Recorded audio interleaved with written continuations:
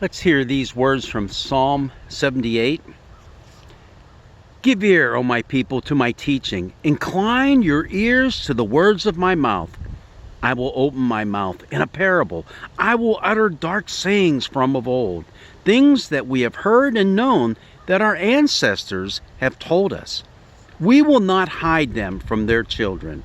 We will tell to the coming generation the glorious deeds of the Lord and his might, and the wonders that he has done.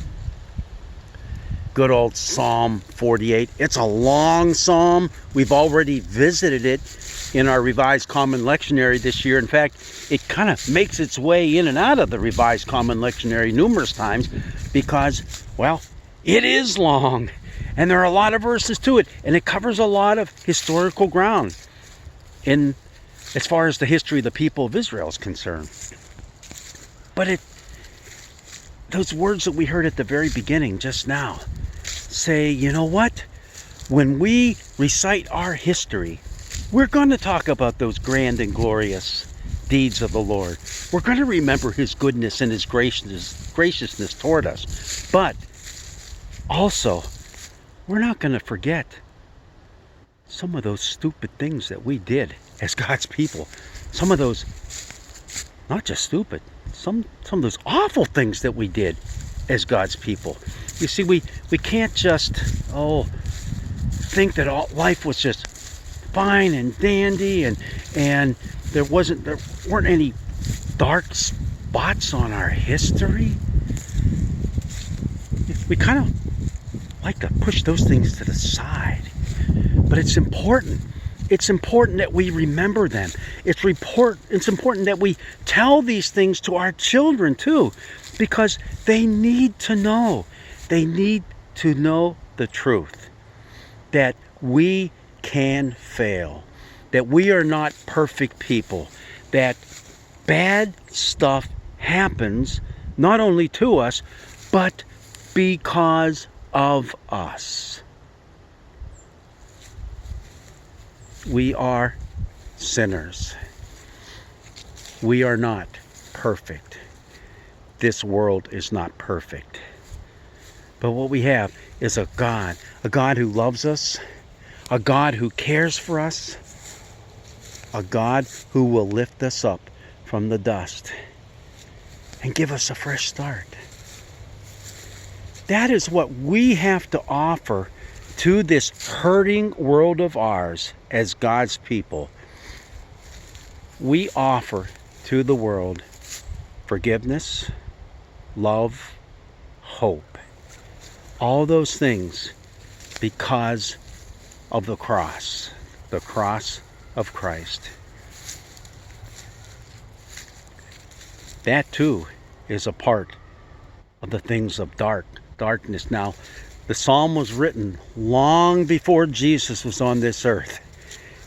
And it's referring to all the bad things that happened in Israel's history before Jesus. But then we see that event too. And we realize that how horrible that was. And the psalm constantly asks us to be a part of the action, so to speak. To live into that psalm. To make yourself one of the actors in that psalm. And so we do that too when we walk through Holy Week and we go through that last week of exhilaration turn to utmost disaster, and also those feelings of hatred and disappointment in that Jesus didn't turn out to be quite the person we thought he would turn out to be, and rejection and death on a cross. Yep, those are all part of the dark history that we are a part of as God's people. And every time we turn our faces away from those in need, every time we refuse to reach out and someone says, I need a coat, you know what? You take this off, my beloved Steeler sweatshirt, give it to them, and give them my t-shirt as well. You know what? That's what Jesus tells us to do. To live a life of love for one another. When we fail to do that, we are living in dark moments.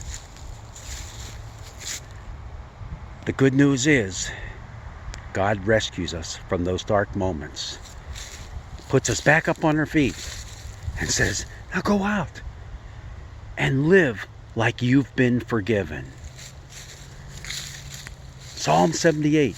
It's a long psalm, 72 verses long. Read through the whole thing, and you'll see that, you know what?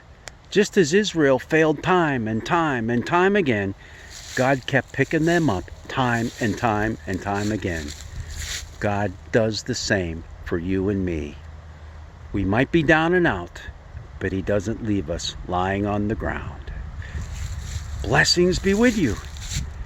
Enjoy this great autumn day.